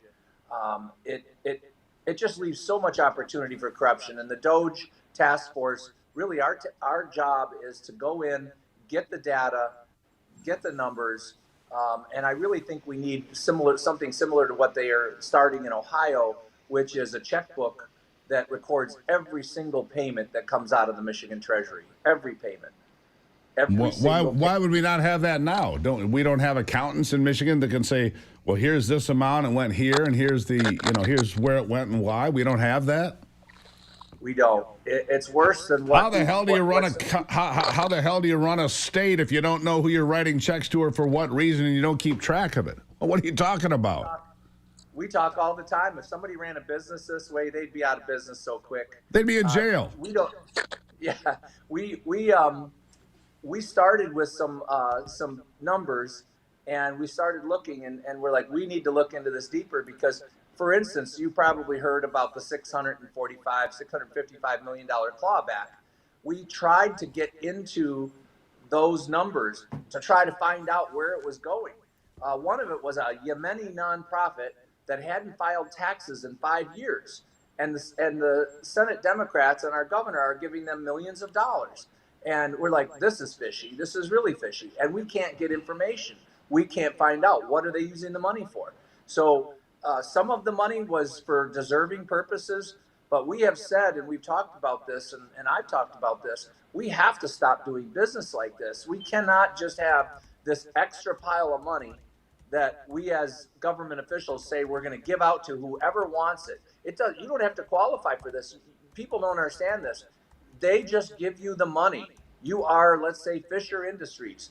You get that money. If you come to the state of Michigan and you say, I'm the Detroit Symphony Orchestra, they give you the money. And I get it.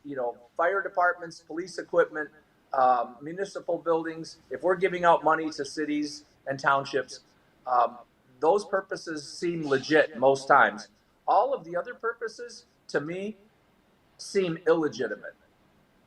Yeah. Remarkable. Anyhow, I got to leave it there. I'm just stunned. I'm stunned. It's remarkable. I wish you well in the new year because I want to know where our money's being. I can't believe that we don't have anybody who knows what's going on, James. Happy New Year to you. Let's get it done, my friend, in 2026, all right? Happy New Year, Steve. Thank you so much. You have a great start to 2026. Yeah. No idea who's getting the check, what it's for. Nobody keeps track. Unbelievable. Heavy snow and 50-mile-an-hour winds. Enjoy your morning in southern Michigan. I'll be right back.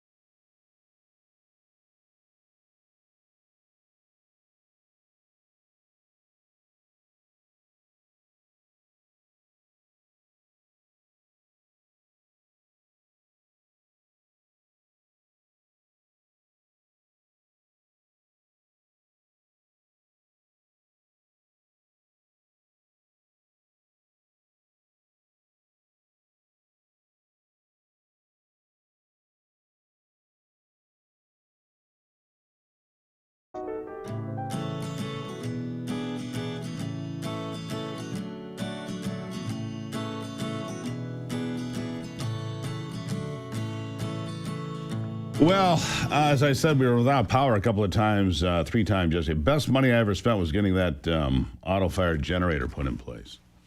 Houses around me are dark. There were several thousand customers without power yesterday in my area. I don't know why. But I had power. One of my neighbors had power because they've got a generator too. I just think it's the best investment.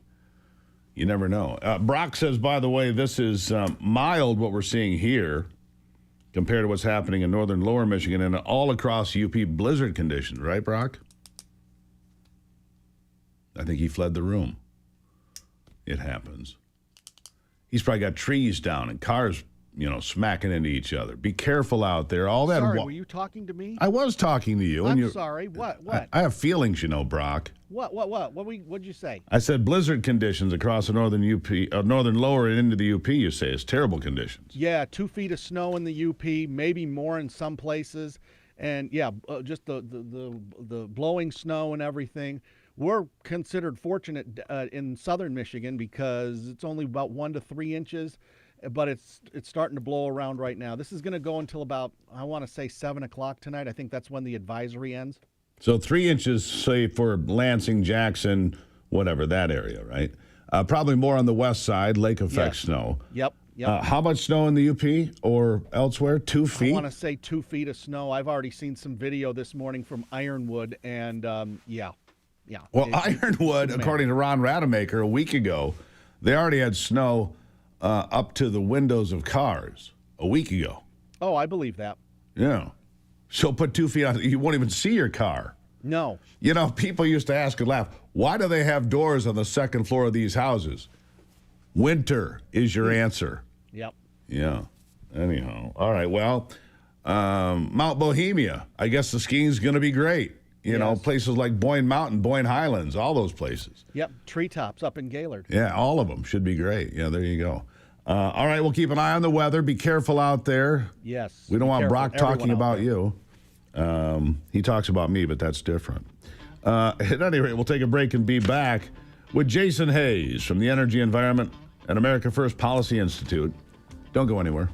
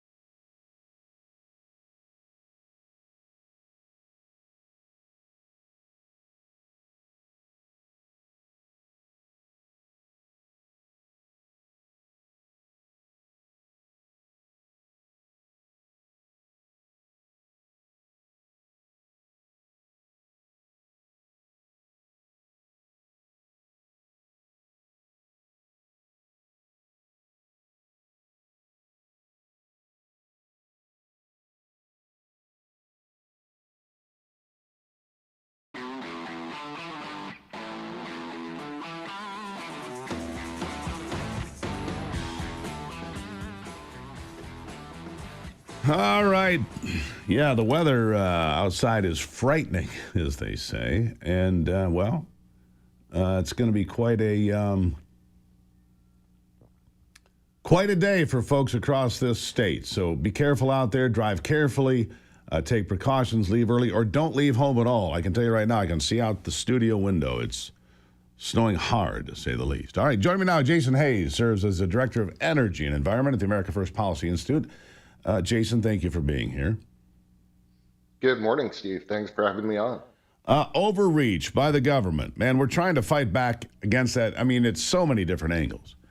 But you say that overreach is really harming farming and agricultural businesses in Michigan and elsewhere. Tell me what you mean. What's happening? What do we need to do? Well, I published a story in Detroit News. It was about a couple weeks ago, but it was talking about one farm in particular, Caledonia Farms, run by somebody named Barbara DeVries. And essentially, Barbara has been trying to get the state government, state agencies like Eagle or DNR to work with her to help her get the permits that she needs to operate her business. But what state agencies are doing, as I wrote in the article, is basically choosing enforcement over cooperation and putting her in the same class of much larger businesses and forcing her to pay quite a bit more to deal with the water waste that she has from her business. Instead of letting her use it as irrigation, she has to treat it. And there's, just a bunch of hoops that she has to jump through. All right. So this kind of ties in for me, Jason, with the waters of the USA. During the Biden administration, they tried to make every wet spot on your property or mine, seasonal wet spots, they tried to bring under the control of the federal government. I mean, that can be a seasonal runoff, a drainage ditch, a place that gets seasonally wet, but is not navigable water. This seems like an extension of that overreach. Am I on the right track? It's very similar. So in Barbara's case, it's state agencies she's dealing with, but in the case you're talking about, WOTUS, or Waters of the United States, that's federal agencies. But they're both doing the same sort of thing. And there were cases, actually, it's been a few years now, but literally when they were dealing with WOTUS in the Biden and also Obama administration, there was issues where they said essentially plowed farm fields were what they were referring to as mini mountain ranges, where the top of a furrow, when the plow runs through, was the top or the peak, and then the bottom was the valley. So they were trying to make, crazy sort of assumptions like that, instead of just saying, look, farming is something that obviously the nation needs. It feeds us, and kind of cutting these people some slack, these family farms that are trying to provide us the food that we need, and trying to work with them to actually protect the environment and to provide the food that we need, instead of just regulatory overreach. I grew up in the country in Michigan, and adjacent to where I grew up, there was a milking operation. They had 60, 80 cows that they milked every day. Oh, not quite a quarter mile down the street from my house. And 25 years ago, maybe a little bit lower, 25 or 30 years ago, a mile and a half away across an interstate, they built a new subdivision, right? And so you've got a feedlot with 80 cows. There's some runoff from the cows, and it had been going on for decades. Well, these people come in and build a new subdivision, then they sued the farmer because of the manure created by a farm that was created to create milk for the children that lived in that subdivision. They successfully shut that guy down. They shut him down for farming that had been there for 100 years. It's unbelievable, right? This is, and the thing is, this is not an unusual story, is it? No, that's quite normal. I mean, other examples that I wrote about in my article, there's two brothers in Freeland. One had actually fixed what they used to call a borrow permit, like they use to get gravel for building roads. Sure, a gravel pit. Yeah, a gravel pit. They had on his property, the Wenslick brothers is the fellow's name, but he had this pit on his property that he deepened and made better, like improved the situation, planted, the water plants and that around it, stocked the new pond with different sport fish, bass, and stuff like that. And just out of nowhere, somebody said, oh, well, this guy's doing work, even though he had the right permits locally to do it. Eagle, Department of Environment, Great Lakes and Energy, came in and said, no, you had this you didn't get the right permit. So we need you to return it to the way that it was, which was a gravel pit. Kill all the fish. Right. So exactly. So just so I understand then, Jason, the guy takes a physical feature of the property, improves the habitat, because if you bring in the fish, you bring in the herons. If you bring in the fish, you bring in the ducks, the geese, the waterfowl, the muskrats. They all come in because now it's a thriving ecosystem. An eagle that's supposed to defend our environment comes in and says, no, get rid of all the fish, destroy the ecosystem, turn it into a void pond that's sterile. Yes. What a Take bunch it of back to the idiots. gravel pit. What a bunch of idiots. I mean, gravel pits across this state are some of the best fishing available in this state. I know. I've fished them. Sometimes they're forgotten for 30 or 40 years. Nobody knows it's back there in the back of a farm. And you go, oh, look at this. We got a 3-acre gravel pit, and it's loaded with big bass and big bluegill and everything else. And the eagle wants to destroy that opportunity. Yeah, and he had actually spent the money to improve it and make it an even better setup for his family and for friends, and also just to help. It's filtering the rainwater. It's doing all of that. Like you said, it's now a habitat for different bird species. Sure. That's just one story. And what was the outcome? Others. He was forced to sterilize. How do you do it? Poison it? Poison it to kill the fish? Well, basically, they told him if he didn't take it back to the way that it was, he could face fines of up to $10,000 a day. So that's been an ongoing discussion in the state legislature. Unbelievable. Should he have to do this? But no, he shouldn't have to do that. That's absolutely obscene. We want kids to not be playing on their phones. Hey, kid, go fish. Oh, yeah, we killed all the fish to make it a better. That is as dumb as taking a bulldozer and bulldozing perfectly good land and getting rid of the furry creatures that live there and everything else and put in solar panels made in China. That's how dumb that is, right? You're protecting the environment. That's We're improving the world by bulldozing the environment. Yeah, I mean, the DNR went so far last year, 2020, well, actually earlier this year. They wanted to bulldoze parts of the national forest to put in solar panels. These people should be fired immediately and shamed and never allowed to work in the environmental process ever again. Last word to you. Yeah, fortunately, that one didn't get done. That one, the 420 acres up north, that one got stopped. But the fact that it would be suggested how dumb are you? I mean, seriously, how dumb are you? You want to bulldoze the forest to put in solar panels made in China that have heavy metals, and when they get hit by a hailstorm, all that stuff goes into the ground, poisoning it. These people these people are silly. Anyhow, Jason, you come back anytime, and we'll expose more stupidity. Yeah, we'll expose more stupidity at your free will. All right, sir. Thank you. Happy New Year. Perfect. Thanks a lot, Steve. And to you. Yeah, there you go. You just put fish in your pond. It's a great piece of environmental improvement. We want to make sure you can't do that.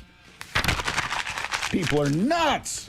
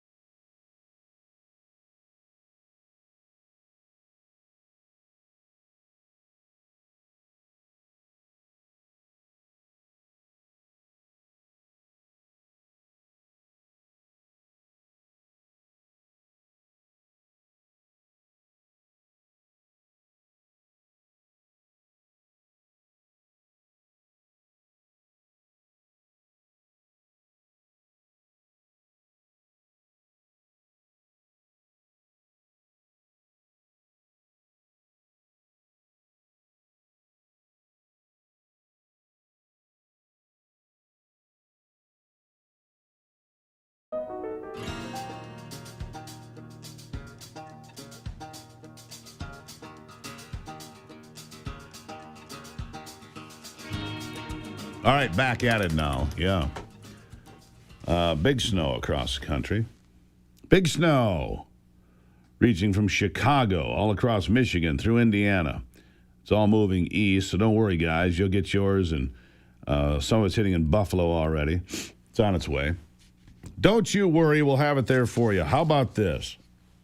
2025 saw a lot of studies being released about the COVID vaccine as we review 2025 before we put it into the books, the history books.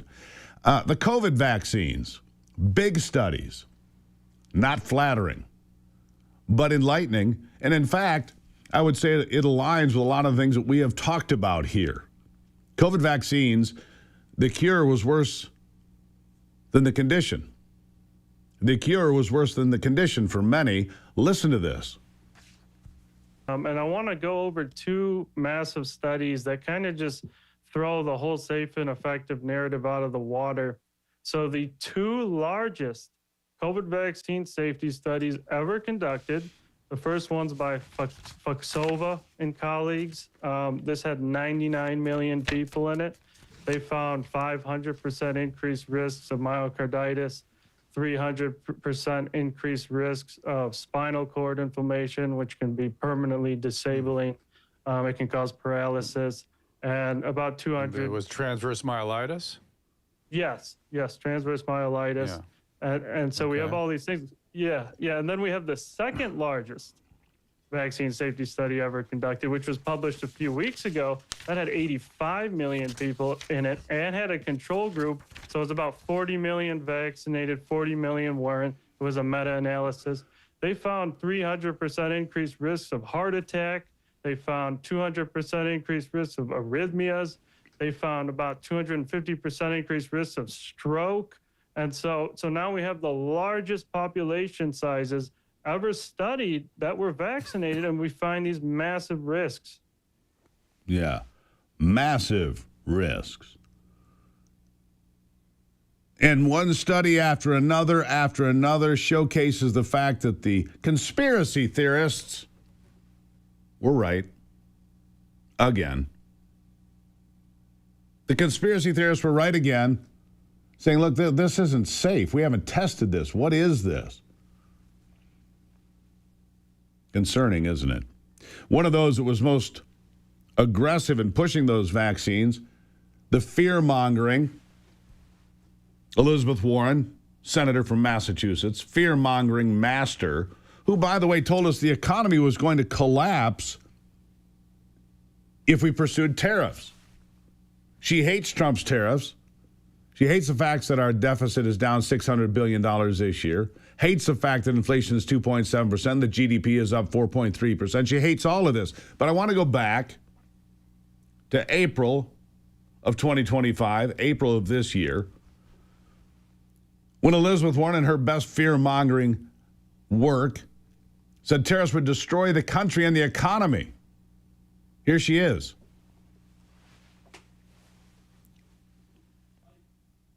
Number 3.